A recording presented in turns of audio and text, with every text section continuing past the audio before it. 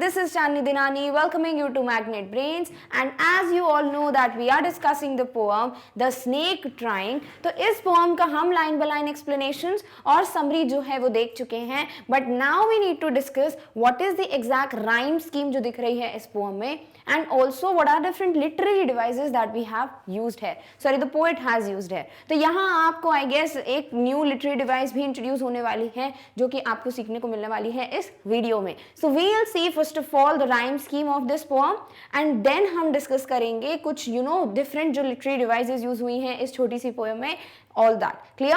All right. So let's begin with the rhyme scheme first of all. तो ये पूरी poem जो है वो एक flow में है. हमने इसको parts में discuss किया है because other than ऐसा नहीं हो जाता, नहीं तो बहुत ज़्यादा commotion create हो जाता है, chaos लगता है कि समझ नहीं आता एक साथ पढ़ते अगर, तो इसीलिए यहाँ पर हमने क्या किया है, इसको एक साथ अब लिख दिया जैसे कि actually ये poem है. This is in just one stanza. Clear? तो यहाँ अगर आप ध्यान से देखोगे हम beginning में ही ये चीज़ समझ जाएंगे कि यहाँ कोई rhyme scheme है ही नहीं.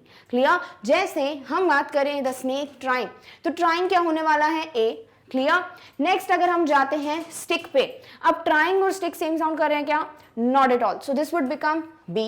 Similarly with sudden curvings of thin, अब ट्राइंग और थिन में सेम साउंड आ रहा है क्या? No. Are stick and thin words rhyming same? No. तो ये क्या हो जाएगा? ये हो जाएगा सी. नेक्स्ट है लॉन्ग बॉडी हाउ ब्यूटिफुल. अब ब्यूटिफुल वर्ड और trying are they sounding same? No. Then stick and beautiful they are also not sounding same, और थिन और ब्यूटिफुल भी राइम नहीं हो रहे हैं, तो ये हो जाएगा डी. सिमिलरली नेक्स्ट वर्ड पे जाते हो शेप्स, तो शेप्स और ट्राइंग भी क्या कर रहे हैं भाई? साउंड सेम नहीं कर रहे हैं. स्टिक और शेप्स का भी सेम साउंड नहीं है. थिन और शेप्स भी राइम नहीं कर रहे हैं, एंड सिमिलरली ब्यूटीफुल और शेप्स भी साउंड सेम नहीं कर रहे हैं, तो ये क्या बन जाएगा? ई. ऐसे ही आप जाते जाओगे ना तो कहीं मुश्किल से एक दो लेटर रिपीट हो जाएंगे, बट कंप्लीटली पोएम में कोई भी राइमिंग स्कीम देखने को नहीं मिल रही है. और हमें पता है till now we are very well aware of the fact that if the poem has no rhyme scheme it means it's written in free verse. Clear? तो verse क्या होता है भाई? poetic, जो भी आप poems पढ़ते हो वो verse के पार्ट में आती हैं, और वो free क्यों हो गई? क्योंकि कोई rhyme follow नहीं की है. poet ने बहुत freely बिल्कुल full liberty के साथ poem लिखी है. there is no rhyme that we can see, that's why यहाँ कोई भी rhyme scheme जो है वो present नहीं है. Clear? तो ultimately हम क्या कहेंगे कि rhyme scheme is absent, the poem is written in free verse. Clear? All right. चलिए अब डिस्कस करते हैं डिफरेंट लिटरेरी डिवाइसेस. तो सबसे पहली लिटरेरी डिवाइस या पोएटिक डिवाइस जो हमको दिखने को मिलती है इस पोएम में वो है ट्रांसफर्ड एपिथेट. अब ये जो है अभी तक हमने डिस्कस नहीं की है, पूरे जितने भी अभी तक पोएम्स पढ़ी हमने कहीं पे भी ट्रांसफर्ड एपिथेट का यूज नहीं हुआ है, but now we will learn this new poetic device. तो ध्यान से सुनना. ट्रांसफर्ड एपिथेट क्या है यहाँ पर? इसका मतलब ये है कि जब एक एडजेक्टिव है और इसके साथ क्या है? एक नाउन, जैसे हैप्पी और फिर लिखा है पर्सन. अब हमें भी पता है हैप्पी क्या है? एक इमोशन है, बता रहा है, क्वालिटी है, तो ये क्या हो जाएगा? एडजेक्टिव.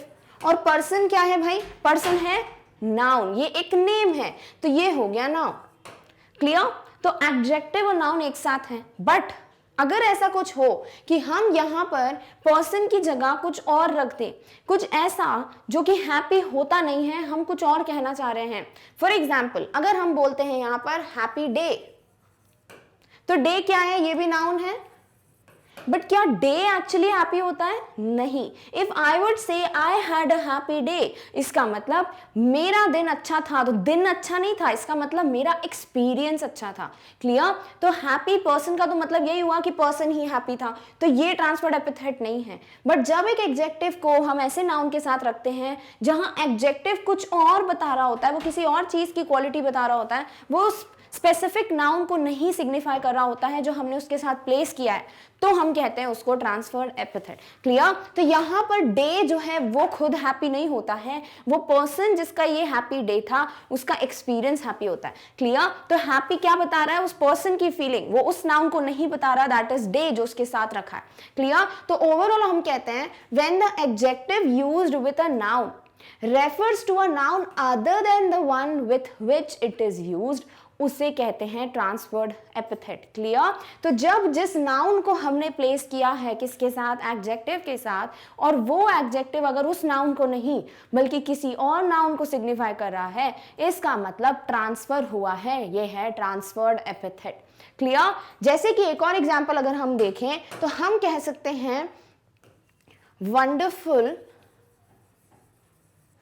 पर्सन। क्लियर? तो यहां पर वंडरफुल क्या है, एडजेक्टिव है, क्वालिटी है।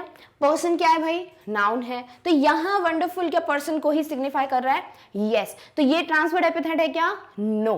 बट यहां मैं वंडरफुल की जगह कुछ और रख दूं, मैं रख दूं वंडरफुल डे, तो क्या डे वंडरफुल होगा खुद, नहीं। इसका मतलब जिस पर्सन का डे वंडरफुल गया है उस पर्सन का एक्सपीरियंस था वंडरफुल, ना कि डे तो वही था, बट जो एक्सपीरियंस था उस पर्सन का दैट वाज वंडरफुल। तो फिर कह दोगे वंडरफुल डे हो गया ट्रांसफर्ड एपिथेट। क्लियर?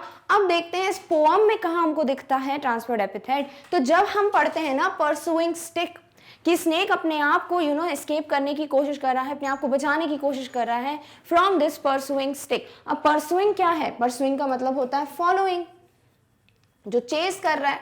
अब एक बात बताओ, क्या ये जो स्टिक है वो खुद ही परस्यू कर रही है? ऐसा कुछ है क्या कि हवा में चल रही है स्टिक, खुद ही भाग रही है स्नेक के पीछे? नहीं। तो ये परसुइंग का मतलब क्या है, कौन चेस कर रहा है, ये वो पर्सन चेस कर रहा है, उसके हाथ में स्टिक है, तो स्टिक मूव नहीं कर रही है। This is the man who is chasing the snake. तो इसीलिए यहाँ स्टिक के लिए, जो स्टिक क्या है, नाउन है, परसुइंग क्या है, एडजेक्टिव है। तो यहाँ पे परसुइंग जो है वो स्टिक को सिग्निफाई नहीं कर रही है, वो किसे सिग्निफाई कर रही है, वो उस मैन को सिग्निफाई कर रही है जिसके हाथ में स्टिक है, because that person is the one जो परस्यू कर रहा है किसको, स्नेक को, चेस कर रहा है किसको, स्नेक को। क्लियर? तो इसीलिए यहाँ पे बोल दिया है कि ये क्या है, transferred epithet. Done? So pursuing refers to the person who is holding the stick and not the stick itself. So here the word pursuing is not talking about the word which is placed with it. It's talking about something else, some other noun. That's why we can say that transferred epithet is the literary device being used here. Clear? All right. चलिए देखते हैं next literary device. So next literary device है alliteration, हमारी सबसे favourite, जो सबसे commonly देखने को मिलती है। और वो क्या है कि एलिट्रेशन एक ऐसी डिवाइस है जहां पर कॉन्सोनेंट साउंड का रिपीटेशन होता है, बट वो जो साउंड है वो बिगिनिंग में होना चाहिए, यानी कि जो भी साउंड रिपीट हो रहा है ना, कॉन्सोनेंट साउंड, वो साउंड उस वर्ड के स्टार्टिंग में प्लेस्ड होना चाहिए, कहीं मिड में। ऐसा नहीं होना चाहिए कि कहीं मिड में प्रेजेंट है, कहीं एंड में प्रेजेंट है, नहीं।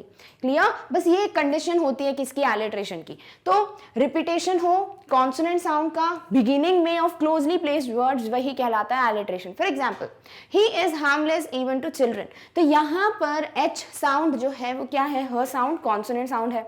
अब ये कॉन्सोनेंट साउंड रिपीट हो रहा है। नंबर 3, क्लोजली प्लेस्ड वर्ड्स हैं, हाँ भाई, क्या ये बिगनिंग में ही है, यस। यहाँ पे भी ह sound beginning of the word है, ही में सबसे पहला वही है, और यहाँ पे भी ह साउंड, एच साउंड जो है वो हार्मलेस का बिगनिंग वर्ड है।